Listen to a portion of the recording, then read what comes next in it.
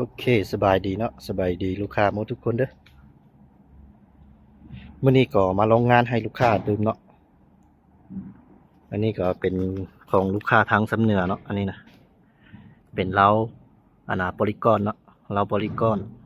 ยาว50เซนเด้อ12เกี่ยว10เกี่ยวตัวนี้เนี่ยตัวนี้10เกี่ยวใส่ทางคาร์บอน0.5เด้อตัวนี้เก็บเสียงจะเป็นรุ่นแจมแท็กเนาะรุ่นแจมแท็กดันสีดำล้วนเลยส่วนกล้องก็จะเป็นกล้อง BSA เนาะกล้อง BSA USA เนาะตัวนี้ของ USA เนาะคันว่าลูกค้าท่านใดเนาะที่สนใจก็สามารถทักหาเขาเบอร์พ่อค้าได้เลยเด้อเครื่องแมนเขายังมีพร้อมส่งเนาะตัวนี้จะเป็นตักติคอ2026นี้เนาะเขาจะอัปเกรดใน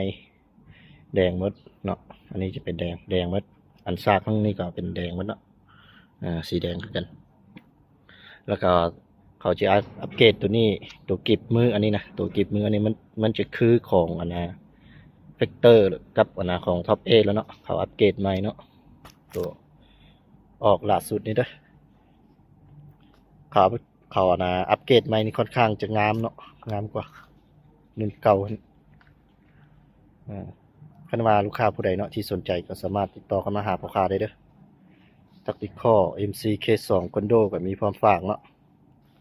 เครื่องขึ้นมาลูกค้าอยู่แขวงที่มอไก่เคียงพ่อค้านี่ก็สามารถเก็บไปทางเลยเนาะแต่ว่าก่อนอื่นต้องได้มัดจำก่อนเนาะมัดจำ500,000ก่อนเด้อที่เหลือเป็นเก็บไปทางได้เนาะรุ่นนี้จะบ่มีไฟเนาะกล้องนะส่วนกล้องจะบ่มีไฟของ BSA BSA ของ USA มันจะมีฝากระดกอันนี้เนาะฝากระดกอันนี้2อันจะปิดเปิดจะนี่มัน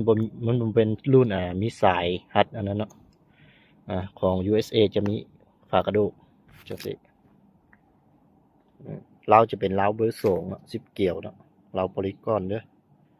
ยิงเป่าให้ลูกค้าแล้วโอเคแล้วเนาะไปก็มีแต่แฟกดีๆแล้วก็ฝากให้ลูกค้าทั้งสำเหนือเนาะสำเหนือก็มีเก็บไปทางเด้อ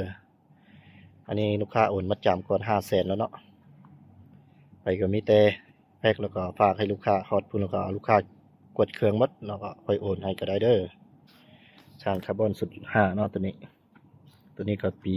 2026นี่เนาะนี่ปี2026ปืนตัวนี้ก็ปี2026เนาะโอเคลูกค้าท่านใดเนาะที่สนใจรุ่นใดก็สามารถติดต่อเข้ามาหาเนาะเครื่องมันเฮามีพร้อมฝากเนาะ